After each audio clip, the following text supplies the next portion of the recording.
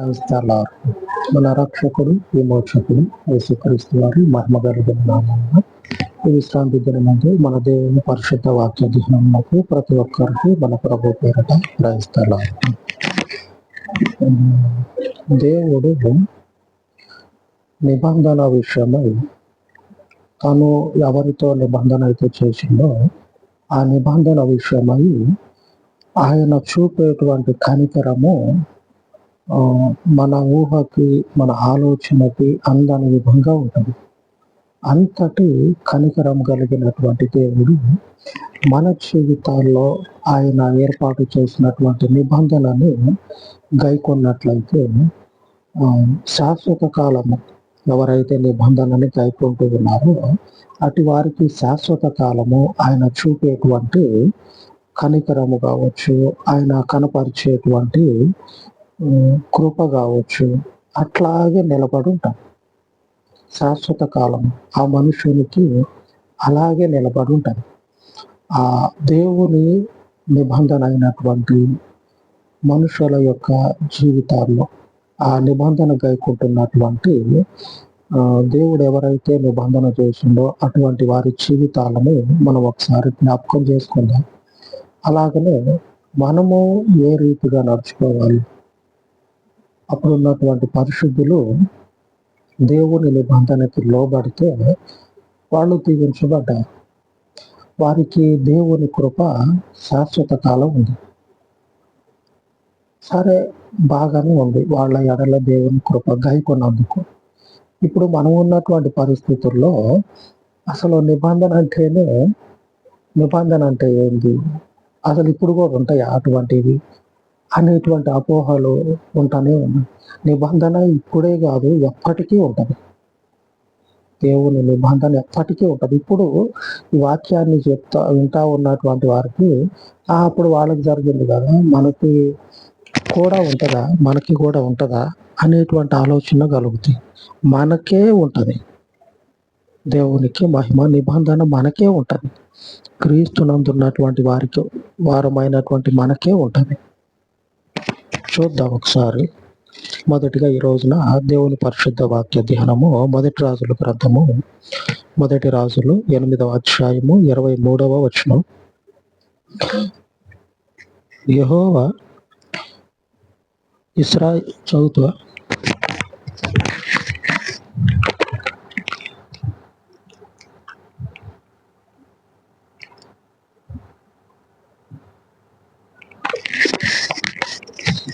యెహోవా ఇశ్రాయేలీయుల దేవా, పైనున్న ఆకాశమందైనను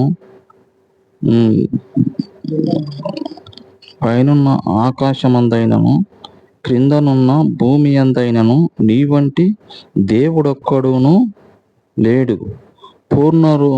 పూర్ణ మనసుతోనూ నీ దృష్టికి అనుకూలముగా నడుచుకొను దాసుల సమయమైన నిశ్చయమై నీవు నిబంధనను నెరవేర్చుచు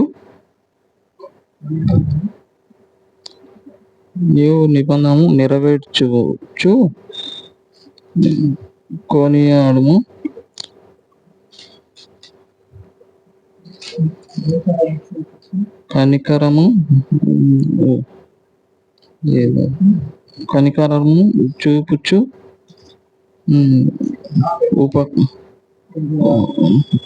కనికరము చూపుచు ఉండువాడను ఉన్నావు.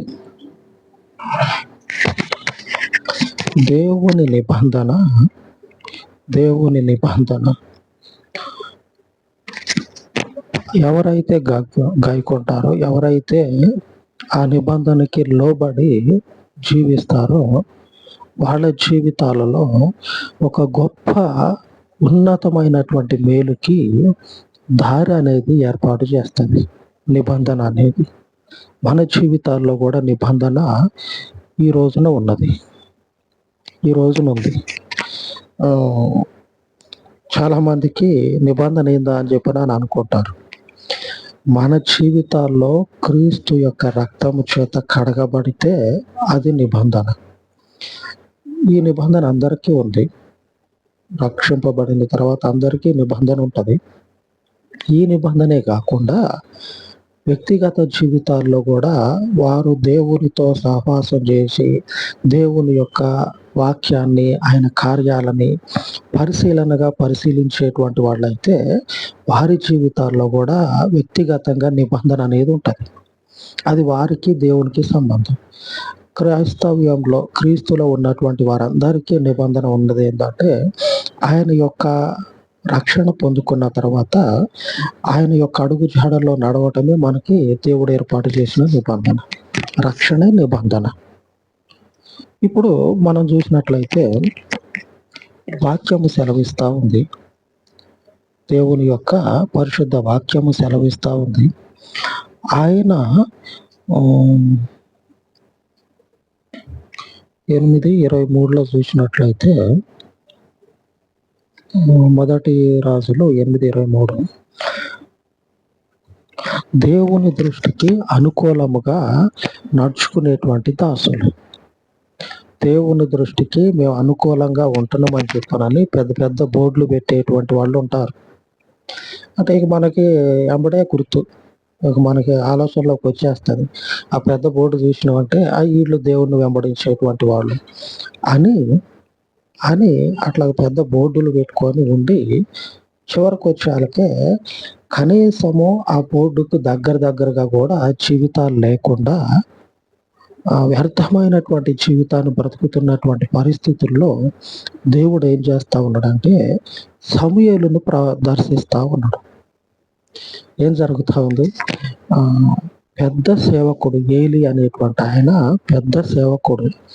అంత పెద్ద సేవకుని దగ్గర ఉండి లేనట్లుగా ఉండి ఆయన సన్నిధిలో నిలిచినటువంటి ఈ సమూయేలుతోటి పెద్దోడు కూడా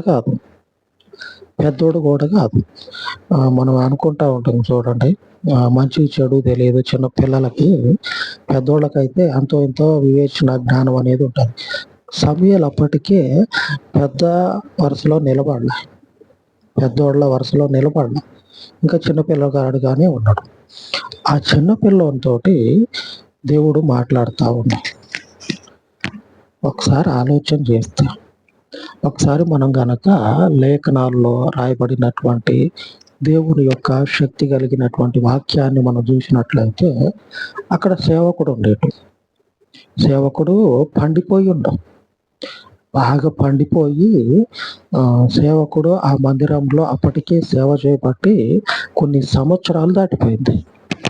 పండిపోయి ఉన్నాడు, పెద్ద సేవకుడు అని చెప్పాలి. అంత పెద్ద సేవకుడిని దేవుడు పక్కకు నెట్టేసి అక్కడ పని చేసుకొని ఆ మందిరాన్ని కనిపెట్టుకొని ఆ మందిరం చుట్టూ తిరుగుతున్నటువంటి ఈ సమూయేలుతోటి దేవుడు మాట్లాడుతూ ఉంటాం. ఎంత గొప్ప ధన్యత బలహీనులైనటువంటి వారికి ఈ లోకంలో పెద్దోళ్ళ పక్కన ఇది అంటారు చూడండి, లింగుమంట తోకలాగా తిరుగుతూ ఉంటారు చూడండి, అటువంటి వారికి అనుగ్రహించబడతా ఉంది. ఈ సమూయేలేమో అక్కడ పెద్ద సేవకుని దగ్గర తోకలాగా ఆయన వెనక తిరుగుతూ ఉన్నాడు. సమూయేలు తిరుగుతూ ఉంటే దేవుడు ఏం చేస్తూ ఉన్నాడంటే పెద్ద సేవకుడిని పక్క కూర్చోబెట్టి ఈ తోకలాంటోడు అసలు ఏ రకంగా కూడా ఆలోచన చేయటానికి అవకాశం లేని మనిషి, లేనటువంటి మనిషి ఈ సమూయేలుతోటి దేవుడు మాట్లాడుతూ ఉన్నాడు. నిబంధనని స్థిరపరిచి కృప చూపేటువంటి దేవుడు.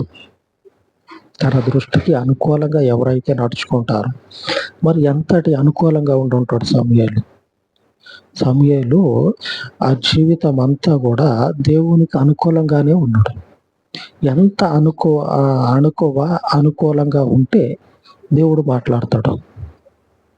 చూసినట్లయితే మొదటి సమూయేలు గ్రంథంలో 3వ అధ్యాయము 4వ వచనంలో రాయబడి ఉంది. Page number 225 page, 225. మొదటి సమూయేలు 3వ అధ్యాయము 4వ వచనం.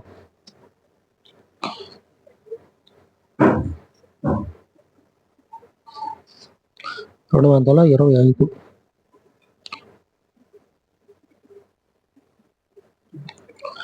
యెహోవా సమూయేలును పిలిచెను. 3:4. 3వ అధ్యాయం 4వ వచనం. యెహోవా సమూయేలును పిలిచెను, అతడు చిత్తమండి నేనున్నానని చెప్పి. విధేయత మనకి కనపడతా ఉంది. పిలిచేది దేవుడని తెలియదు. ఆ పెద్ద విధేయత అనేది మనకి కనపడతా ఉంది సమూయేలు జీవితంలో. దేవునితో చేయబడినటువంటి నిబంధన ఏదైతే ఉందో ఆ నిబంధనకి అనుకూలంగా ఉంటుంది.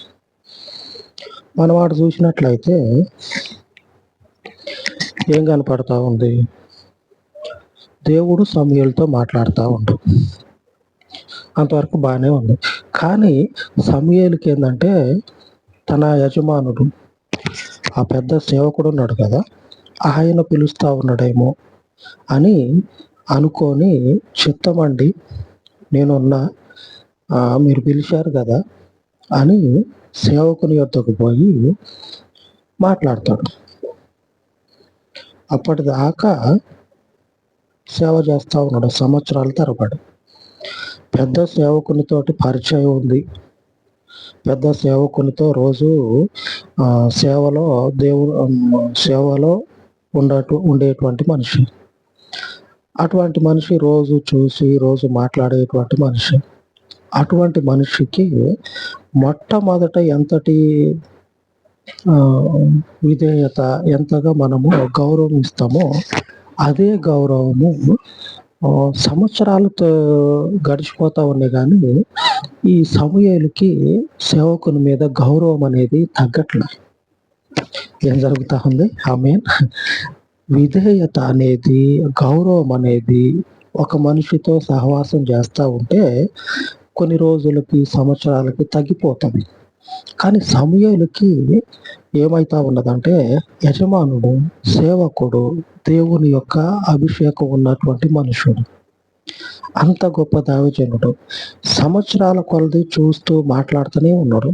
కానీ నిన్న మొన్న పరిచయమైనటువంటి మనిషితోటి మనము ఏ రీతిగా గౌరవంగా నడుచుకుంటామో అదే గౌరవాన్ని సేవకునికి చూపిస్తూ ఉన్నాం. ఆయనతో మనము నడిచేటప్పుడు ఎంత తగ్గింపులోకి పోతే, ఎవరికి ఇవ్వాల్సినటువంటి గౌరవం అనేది వాళ్ళకి ఇస్తే, సంవత్సరాలు గడిచిపోయినా సరే, కొన్ని సంవత్సరాలు గడిచిపోయిందిగా ఈడేవుడు అని చెప్పనని ఇట్లాగా ఇష్టం వచ్చినట్లు కాకుండా ఆ మనుషుని జీవితంలో వయసు పెరిగే కొందికి, సంవత్సరాలు మీదకు వస్తా ఉన్నప్పుడు ఆ మనుషుని ఎడల, ఒకానొక స్థితిలో ఉన్నటువంటి మనుషుని ఎడల దేవునిని బట్టి ఆ గౌరవం అనేది మనము నిలుపుకున్నట్లయితే, ఇచ్చినట్లయితే దేవుని యొక్క గొప్ప నడిపింపు, ఆయన యొక్క గొప్ప ఆశీర్వాదం మనకి ఎదురుపడుతుంది. చిత్తమండి నేనున్నానని చెప్పానని సేవకుని దగ్గరికి పోయి అడిగితే, నేను నిన్ను పిలవలా, పోయి పడుకోపో అని చెప్తాడు. నిజానికి ఆడ పిలిచింది దేవుడు నిజానికి ఆ మనుషుని పిలిచి ఇదిగో అని చెప్పనని దేవుడు తన యొక్క ఆలోచన ఆ మనుషునితో పంచుకుందామని ఆలోచన కలిగి ఉంటే, పిలిచింది మా పాస్టర్ గారు కదా, మా సేవకుడే కదా అని చెప్పనని పోయి సేవకునితో మాట్లాడితే, నేను పిలవలా అని చెప్పనని అంటా ఉన్నాడు. క్రీస్తు యొక్క రక్తము చేత కడగబడితే, ఆయన యొక్క మార్గమంతా నిలబడితే మనము కూడా ఒకానొక స్థితిలో ఆలోచనలో పడాలి. అపోస్తలుడైనటువంటి పౌలు తిమోతికి ఇదే విషయాన్ని చెప్తా ఉన్నాడు. నీవు విన్నటువంటిది, నువ్వు రోజు చెప్తూ ఉన్నటువంటిది ఇది ఈ రోజు రేపు ఉండిపోయేది కాదు తిమోతి. ఈ జీవ వాక్యం అనేది నీకు దేవుని ద్వారా అనుగ్రహించబడి ఆయన చేత ఆయన ఏర్పరిచినటువంటి నిబంధనలో ఉన్నావు నువ్వు. అంటే మనము దేవుని చేత ఏర్పరచబడి అమూల్యమై ఉన్నటువంటి క్రీస్తు యొక్క నిబంధనలో ఉన్నాం మనం. ఈ నిబంధన అనేది మనల్ని దినదినము కూడా రోజులు గతించిపోతా ఉంటే, సంవత్సరాలు గతించిపోతా ఉంటే ఏం కావాలంటే విస్తరించుకుపోవాలి. ఈ నిబంధన అనేది విస్తరించుకుపోవాలి. అప్పుడు మనకేం జరుగుతుందంటే ఆయన ద్వారా ప్రతిఫలం కలుగుతుంది. ఒక గొప్ప ఆశీర్వాదానికి మనము నియమించబడతాం. మొదటి తిమోతికి రాసిన 2వ పత్రిక 3వ అధ్యాయము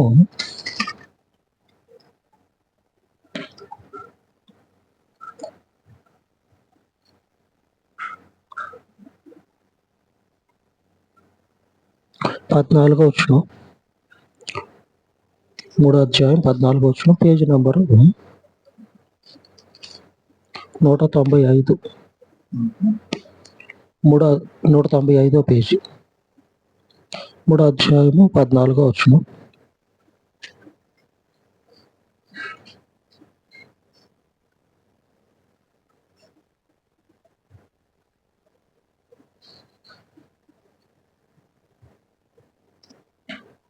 కు- 195, 3:14.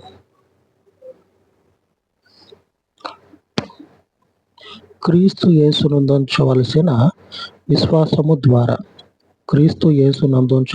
విశ్వాసము ద్వారా రక్షణార్థమైన జ్ఞానము నీకు కలిగించుటకు శక్తిగల పరిశుద్ధ లేఖనములను బాల్యము నుండి నీవెరుగుదువు గనుక నీవు నేర్చుకొని రూఢి అని తెలుసుకున్నవి ఎవరి వలన నేర్చుకుంటివో ఆ సంగతి తెలుసుకొని వాటి యందు నిలకడగా ఉండము. నువ్వు చిన్నప్పటి నుంచి చూస్తా ఉన్నటువంటి ఈ శక్తి కలిగినటువంటి పరిశుద్ధ లేఖనాలు ఎక్కడి నుంచి వచ్చినాయి? దేవుని పరిశుద్ధ సన్నిధి నుంచి మనకు అనుగ్రహించబడ్డాయి. ఇవన్నీ నీకు తెలుసు కదా. వీటి యందు నిలకడగా ఉండు. ఏం చేస్తావు? నిలకడగా ఉండాలి, తప్పిపోవద్దు. దేవుని యొక్క నిబంధన అనేది ఎన్నడూ కూడా మనుషునికి తప్పిపోదు. సమూయేలు కూడా ఆ దేవుని యొక్క నిబంధనలో, దేవుని సన్నిధిలో నిలకడగా నిలబడ్డాడు. ఏమి గొప్ప గొప్ప పదవులు లేవు సమూయేలుకి. గొప్ప పదవులు లేవు, గొప్ప యోగ్యత అనేది కూడా మందిరంలో లేదు. అందులో ఇక మామూలు పని చేసుకోవటం, ఒక మాటలో చెప్పాలంటే బయట కూలి పనులు చేసుకుంటారు కదా, అటువంటి స్థితి సమూయేలుకు ఉంది. మందిరంలో మందిరానికి అప్పగించు. సమూయేలుకి ఏదో పెద్ద పదవి కానీ అధికారం కానీ ఆ మందిరంలో లేదు. ఉన్నటువంటి యోగ్యతల్లా కూడా దేవుని పని చేయాలంతే. ఉన్న యోగ్యత కూడా దేవుని పని చేయటమే. అందుకని ఆ మందిరంలోనే కనిపెట్టుకొని ఉన్నాడు. పుట్టింది మొదలుకొని ఒకనొక స్థితికి వచ్చిన తర్వాత మందిరంలోనికి వచ్చిన దగ్గర నుంచి ఆ పనిలోనే, ఆ దేవుని మందిరంలోనే నిలకడగా ఉండి దేవుని యందు నియమించబడ్డాడు.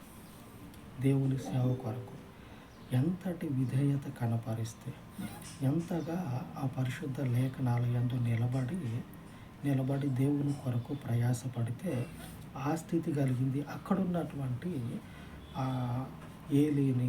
ఏలి యొక్క వారసులు ఉన్నారు.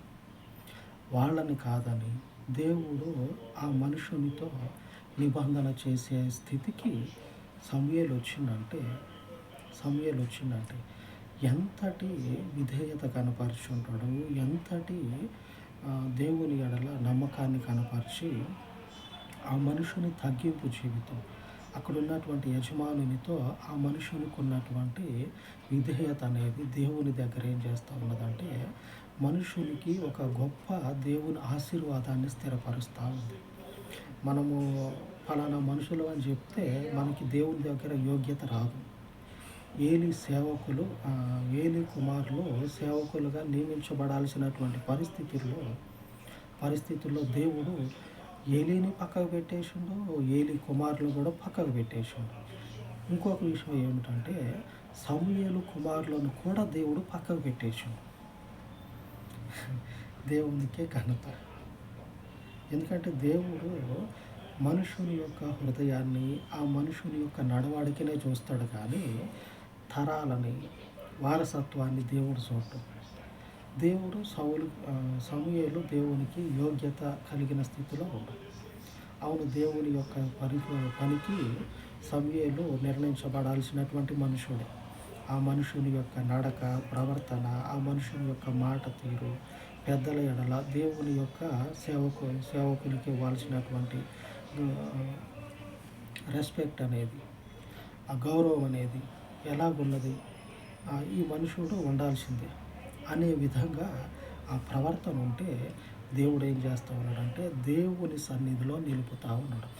ఇదే సమూయేలు కుమారులు దేవుని చేత పక్కకు తొలగించబడ్డారు. ఏం జరుగుతూ ఉన్నదంటే దేవుని నిబంధన మనము గైకొన్నట్లయితే, మొదటి రాజుల గ్రంథంలో మనం చూసినాం, దేవుని నిబంధన గైకొంటే మనకేం జరుగుతుందంటే దేవుని ద్వారా శాశ్వత కాల ఆశీర్వాదం ఉంటుంది. అటు ఏలీ కొడుకులకి రావాల్సినటువంటి ఆ వారసత్వం రాలే, ఇటువైపు సమూయేలు కొడుకులకి రావాల్సినటువంటి వారసత్వం రాలే. ఏం జరుగుతూ ఉందంటే దేవుని ముందర విధేయత చూపించి ఆయన యొక్క నిబంధనకి ఎవరైతే అనుకూలంగా నడుచుకుంటారో వారికి మాత్రమే దేవుడు తన కృపను చూపుతాడు.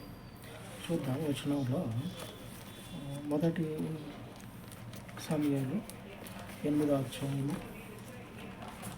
3వ వచనం.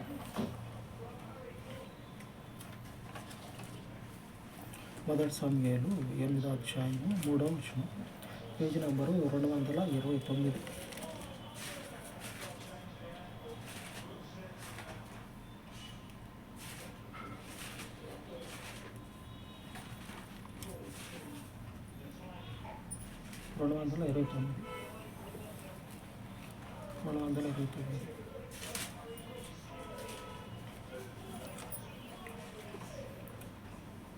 ఎనిమిదో అధ్యాయము 3వ వచనం.